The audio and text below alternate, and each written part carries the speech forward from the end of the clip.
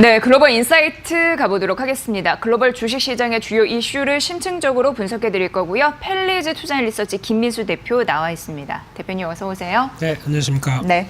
코로나19 영향 때문에 경제, 산업 이곳저곳 타격을 받고 있는데 네. 대표적으로 이제 관광업, 요식업이라고 할 수 있겠고 그런데 항상 어떤 이슈가 터지면 희비가 엇갈리잖아요. 네. 사람들이 밖에 안 나가려고 합니다. 집안에 집콕하다 보니까 네. 개임 이 산업이 호황을 이루고 있다고 하는데 이해가 됩니다. 할 거 없으니까 이제 게임하는 거죠. 그렇죠. 예. 일단 오늘은 게임 얘기부터 아침부터 게임 얘기부터 해야 될 것 같은데요. 네. 특히 게임의 가장 큰 특징은 예. 나 혼자 집에서 홀로 즐길 수 있는 예, 게임이 할수 있으니까요.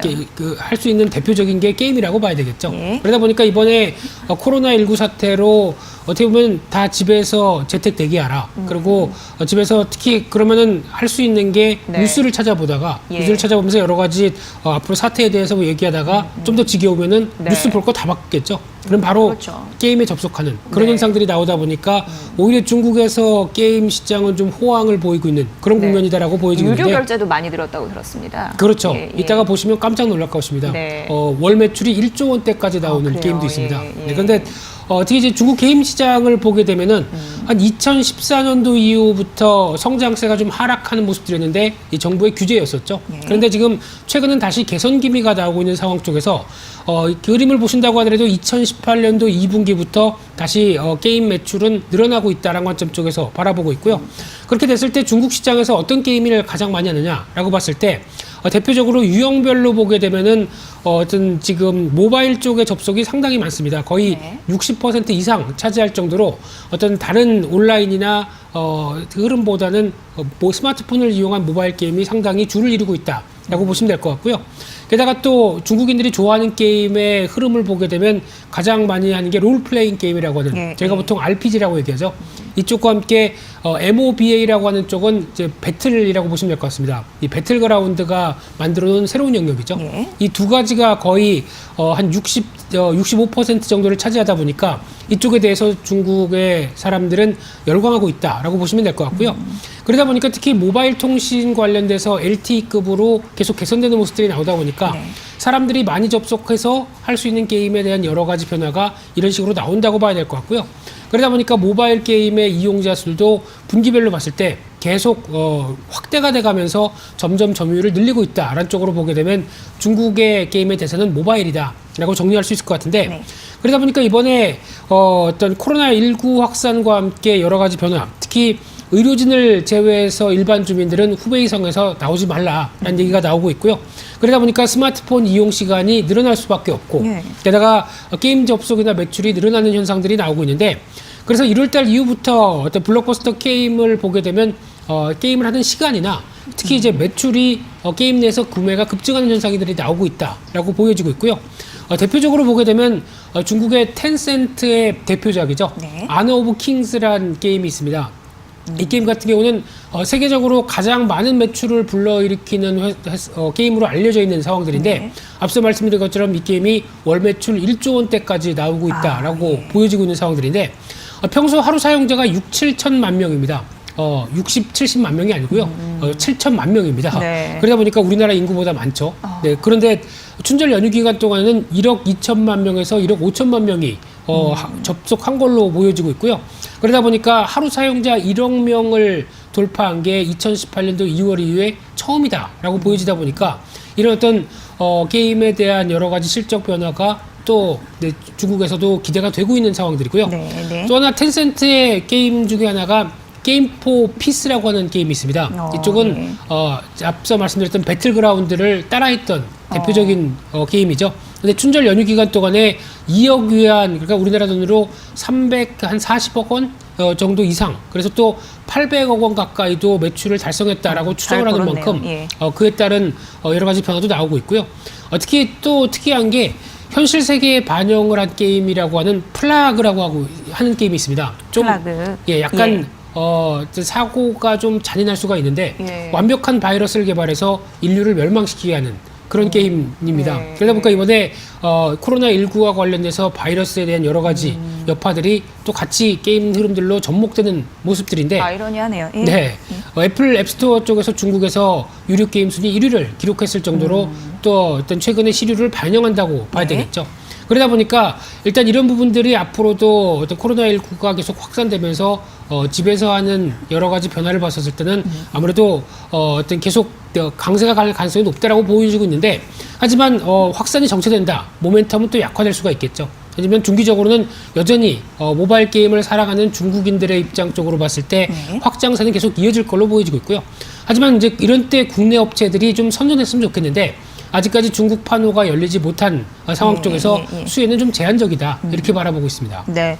인터뷰한 걸 보니까 뭐 게임이 유일한 낙이다 이렇게 생각을 하더라고요. 네. 게임기가 또 그래서 필수품으로도 부각이 되고 있다고 합니다. 네. 중국은 뭐 여타 다른 경제는 타격을 입어도 이 산업은 지금 호황을 누리고 있다. 안과 밖의 모습 이렇게 좀 다르니까 이 부분 좀 챙겨보시고요. 다만 우리나라는 수혜가 좀 적을 것으로 네. 예상된다라는 부분은 좀 안타깝네요. 자, 두 번째는 이제 에어팟 이야기를 해보도록 하겠습니다. 에어팟 잘 팔리고 있는 거 아시죠? 미리 이제 결과치도 우리는 알 수 있었고, 근데 애플 같은 경우에는 시장 점유율이 절반 이상이에요. 52%, 1위 독주를 보이고 있습니다. 그런데 글로벌 기업들이 도전장을 내밀고 있다고 해요. 그중에 삼성전자도 있습니다. 맞습니다. 어떻게 보세요? 예. 네, 앵커님은 무선 이어폰 쓰시나요? 네. 네, 쓰시죠. 예, 저는 예. 지난주부터 좀 느립니다. 네, 지난주부터 쓰기 시작하는데 그래도 신세계네요. 동참하셨습니다. 네. 예, 예. 뭐 통화도 그렇게 큰 부담 없이 잘 되고, 네. 거기다가 이제 두 손이 자유로움, 이게 예. 가장 큰 행복이 아닌가 생각되고 예, 있고요. 예. 그런 쪽으로 봤을 때 이제 에어팟의 인기 처음에는 저 콩나물 아니냐. 그러니까 예, 그때 그게 비난이 있었죠. 그렇죠. 디자인에 대해서 혹평이 상당히 많았었죠. 근데 점점 시간이 지나다 보니까 젊은 층을 필두로 저 같은 사람들도 이제 쓰기 시작하는 상황이 나오다 보니까 일단 사용이 편리하다라는 관점 쪽에서 인기가 이어지고 있는 상황들인데, 그러다 보니까 이제 에어팟이 잘 팔리고 있는 상황들을 한번 비교를 해보게 되면 어떤 글로벌 IT 기업들의 흐름들과 같이 비교해 봤을 때 기업 매출과 관련된 쪽으로 보게 되면 뭐 테슬라나 넷플릭스, 우버 같은 경우가 그래도 들어간다고 하더라도 네. 에어팟 단일 품목 하나로 거의 어떤 4위권에 위치할 정도로 상당히 매출이 잘 나오고 있는 그런 상황으로 보시면 될 것 같고요. 그러다 보니까 무선 이어폰 시장에서 에어팟 비중을 보게 되면 거의 63%, 올해 기준으로 봤을 때는 이 정도까지 나올 수 있겠다라는 관점과 함께 거의 지금 매출로 보게 되면 13조 원대가 넘는 거의 14조 원대 가까운 쪽으로 나오고 있죠. 14조 원이다 보니까 이에 따른 분위기가 상당히 어떤 주도를 하고 있구나라고 보여지고 있는데, 상대적으로 샤오미 같은 경우가 한 8.5% 비중을 차지하면서 900만 대 정도고요. 네, 네. 삼성전자가 6.9%대, 아직 격차가 상당히 많이 나고 한 자리 있는. 있으니까요. 그렇죠. 예. 그런 상황들이죠. 그래서 이제 또 앞으로의 무선 이어폰 시장의 변화를 봤었을 때, 일단 과거의 스마트폰 시장이 폭발적으로 성장했을 때랑 거의 유사하게 지금 추정을 하고 있습니다. 그래서 지금 2019년도부터 2022년도 3년 사이에 거의 80% 이상 매년 성장하는 모습들로 보여지고 있는 상황들이고요. 그런 쪽으로 봤었을 때 이에 따른 변화들을 가장 또 기대를 하고 있는 쪽에서 특히 지금 애플 에어팟 1세대로 표현됐던 2016년도와에 대비해서 거의 230배 이상 급증하는 현상이 나왔다라고 하는 모습들, 특히 작년 같은 경우는 90% 이상 성장하는 모습들이 네. 나오다 보니까 작년이 거의 성장을 하는 가장 큰 초기의 원년이라고 보여지고 있는 상황들이고요. 게다가 가장 중요한 부분들이 어떤 아이폰도 마찬가지겠지만은 스마트폰 대세가 이제 이어폰 잭이라고 하는, 그러니까 유선 이어폰을 끼우는 잭이 이제 없어지는 추세입니다. 그러다 보니까 이제 필수 액세서리로 자리를 잡고 있는 상황들이고요. 특히 아이폰 7 이후부터, 그리고 갤럭시, 삼성전자 쪽은 노트 10 이후부터 이런 변화가 나오기 시작했다라고 하게 되면 앞으로 이제 거의 기본적으로 사용돼야 될 어떤 액세서리라고 봐야 될 부분들이죠. 그러다 보니까 최근에 들어서 애플의 에어팟 프로가 이제 또 나오기 시작하는데, 예. 이쪽 같은 경우 노이즈 캔슬링이라고 해서 주변 소음을 다 제거시키는 기능이죠.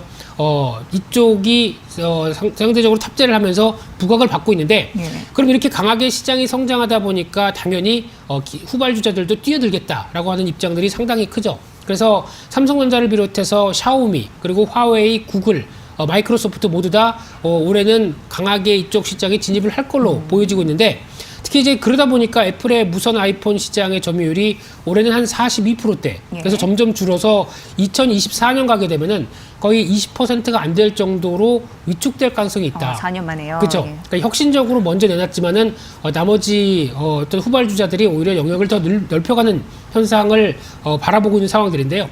그래서 올해부터 또 여러 가지 출시가 되는 다른 기업들의 흐름을 보게 되면 가장 먼저 이제 삼성전자는 갤럭시 버즈 플러스 화면에서 보이시는 게 가장 왼쪽에 있는 거죠. 그리고 그 다음 게 픽셀 버즈 2라고 하는 구글 거고요. 네. 그 다음 게 또 서피스 마이크로소프트에서 나오는 이어 버즈인데 예. 앵커님은 셋 중에서 뭐가 제일 마음에 드십니까? 다 괜찮지만 네. 그래도 갤럭시 버즈?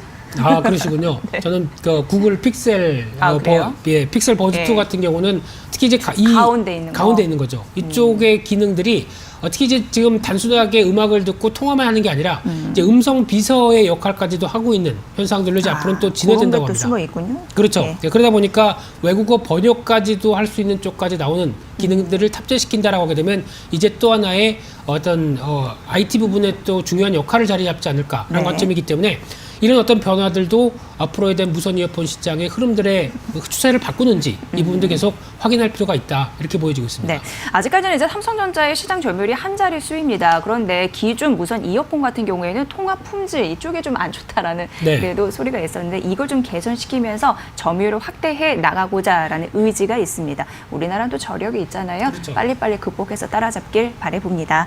자, 글로벌 인사이트 함께 해봤습니다. 펠리즈 투자인 리서치 김민수 대표의 분석이었습니다. 잘 들었습니다. 고맙습니다. 감사합니다.